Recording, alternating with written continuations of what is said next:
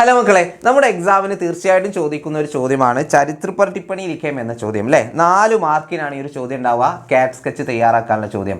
കുറച്ചധികം കാറ്റ് സ്കെച്ച് നമുക്ക് പഠിക്കാനുണ്ട്.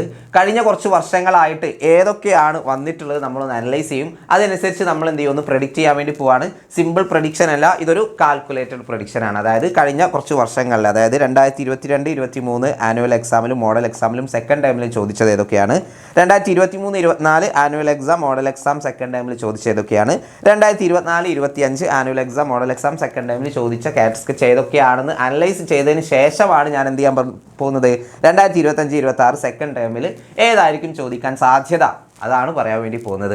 സാധ്യതയാണ്, ശരിയാകാം തെറ്റാകാം. ഓക്കെ, എപ്പോൾ വേണമെങ്കിലും ക്വസ്റ്റ്യൻ പേപ്പർ ഇടുന്ന ആൾക്ക് മാറി ചിന്തിക്കാം. ഇങ്ങനെ ഒരു പാറ്റേൺ കീപ്പ് ചെയ്യണം നിർബന്ധമൊന്നുമില്ലല്ലോ.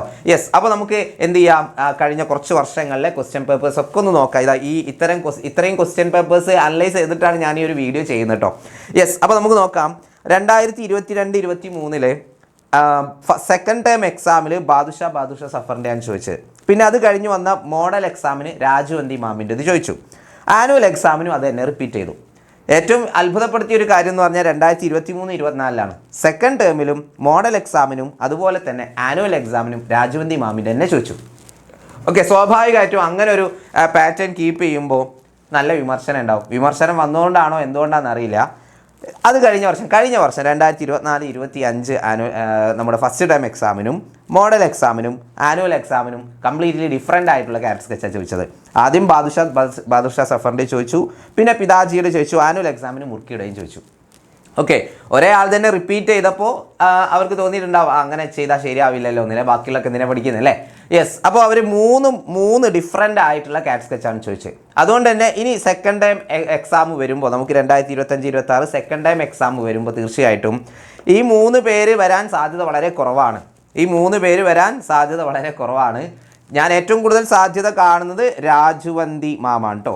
ഓക്കെ, രാജുവന്തി മാമിൻ്റെ നിങ്ങൾ എന്ത് ചെയ്യണം, നിർബന്ധമായിട്ടും പഠിച്ചിട്ടുണ്ടാവണം. കാരണം അത് ചോദിച്ചത് 2023-24 ഒരു എന്താ പറയുക, മാരത്തോൺ പോലെ വന്നു, പിന്നെ അതിനെ കാണാനില്ല. അതുകൊണ്ട് ഇത് തിരിച്ചു വരാനുള്ള സാധ്യത വളരെ കൂടുതലാണ്. രാജുവന്തി മാമിൻ്റെ കാറ്റ് സ്കെച്ച് നിങ്ങൾ നിർബന്ധമായിട്ടും പഠിക്കണം. ഓക്കെ, ഇനി മറ്റൊരു സാധ്യത, ഈ രാജുവന്തി മാം അല്ലെങ്കിൽ ഫസ്റ്റ് ചോയ്സ് തന്നെയാണ്, രാജുവന്തി മാമിൻ്റെ പഠിക്കാതെ നിങ്ങൾ ഒരിക്കലും പോകരുത്.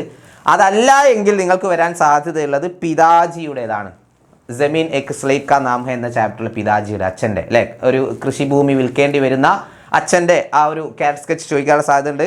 മുർക്കി എന്തുകൊണ്ട് വരില്ല എന്നതിൻ്റെ അത് ഞാൻ പറഞ്ഞുതരാം. ഏറ്റവും ലാസ്റ്റ് നടന്നത് മുർക്കി വന്ന, അതായത് ആനുവൽ എക്സാമാണ്.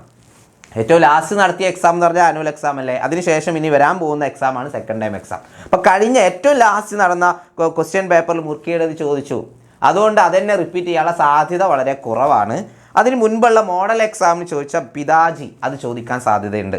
ഓക്കെ, ബാദുഷാ സഫറിന് ചോദിക്കാൻ സാധ്യതയില്ല. കാരണം എന്താ, കഴിഞ്ഞ സെക്കൻഡ് ടേമിൽ ഇത് തന്നെയാണ് ചോദിച്ചത്.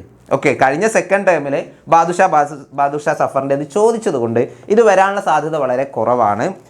പാറ്റേൺ നോക്കുമ്പോൾ ബാദുഷാ സഫർ രാജുവന്തിക്കാണ് ഏറ്റവും കൂടുതൽ ചാൻസ് ഉള്ളത്, അല്ലെങ്കിൽ പിതാജി.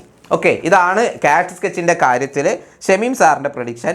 നിങ്ങൾക്കും എന്ത് ചെയ്യാം, പ്രഡിക്റ്റ് ചെയ്യാം, താഴെ കമൻറ്റിലൂടെ അറിയിക്കാം. ഏതായാലും നമുക്ക് തിങ്കളാഴ്ച നടക്കാൻ പോകുന്ന ഹിന്ദിയുടെ എക്സാം നമുക്ക് തകർക്കണം. ഞായറാഴ്ച നമുക്ക് മാരത്തോൺ ഉണ്ടാവും. എല്ലാവരും കൃത്യസമയത്ത് തന്നെ എന്ത് ചെയ്യണം, നമ്മുടെ മാരത്തോണിൽ പങ്കെടുക്കുക. ചാപ്റ്റേഴ്സ് ഏതെങ്കിലും അറിയാത്തുണ്ടെങ്കിൽ നമ്മൾ കഴിഞ്ഞ ആ എക്സാം നടത്തേണ്ടിയിരുന്ന ഒരു ദിവസം ഉണ്ട്, അതിൻ്റെ മാരത്തോൺ ഉണ്ടായിരുന്നില്ല. അവിടെ നമ്മൾ ചാപ്റ്റേഴ്സൊക്കെ അടിപൊളിയായിട്ട് ഡിസ്കസ് ചെയ്തായിരുന്നു. ചാപ്റ്റേഴ്സൊക്കെ അവിടെ നിങ്ങൾ എന്ത് ചെയ്യണം, നിർബന്ധമായിട്ടും പോയിട്ട് നന്നായിട്ട് മനസ്സിലാക്കണം. നമ്മൾ ക്വസ്റ്റ്യൻസ് ആയിരിക്കും ഡിസ്കസ് ചെയ്യുന്നുണ്ടാവും കേട്ടോ. ഓക്കെ, നമ്മളെ ഞായറാഴ്ചത്തെ മാരത്തോണിൽ നമ്മൾ ക്വസ്റ്റ്യൻസ് ആയിരിക്കും ഡിസ്കസ് ചെയ്യുന്നുണ്ടാവുക. അപ്പം ഞായറാഴ്ച മാരത്തോണിൽ കാണാം. ഇതേപോലെ വീഡിയോസ് ഇനിയും വരും കേട്ടോ. അപ്പോൾ എല്ലാവരും എന്ത് ചെയ്യുക, ചാനൽ സബ്സ്ക്രൈബ് ചെയ്തിട്ടില്ലെങ്കിൽ എത്രയും പെട്ടെന്ന് സബ്സ്ക്രൈബ് ചെയ്യുക, ബെല്ലൈക്കൺ എനേബിൾ ആക്കി വെക്കുക. വീഡിയോസ് വന്നുകൊണ്ടേയിരിക്കും. അപ്പോൾ നമുക്ക് വീണ്ടും കാണാം. അതുവരെ ടാറ്റ, ബൈ ബൈ.